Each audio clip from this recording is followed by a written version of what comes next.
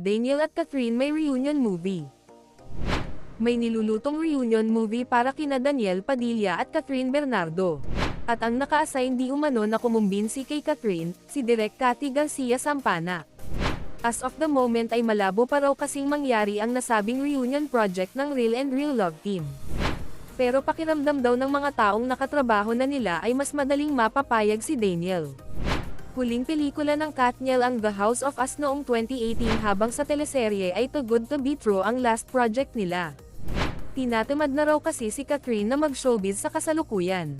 In fact, ito nga raw someday nila nina James Reid and Maha Salvador ang tagal bago natapos ang taping. At ngayong e-ere na ito, kahit sa pagpopromote ay parang tinatamad na raw ang actress.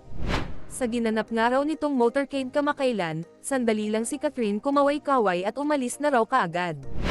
Pinagalitan pa nga raw ang mga staff ng executive ng ABS-CBN at tinatanong kung bakit daw pinayagan si Catherine na umalis. Katwiran naman daw ng mga staff, nagmamadali umanong umuwi ang actress.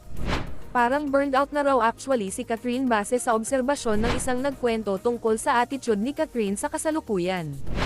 Kahit daw si Daniel ay mas gusto na lang ngayong magnegosyo.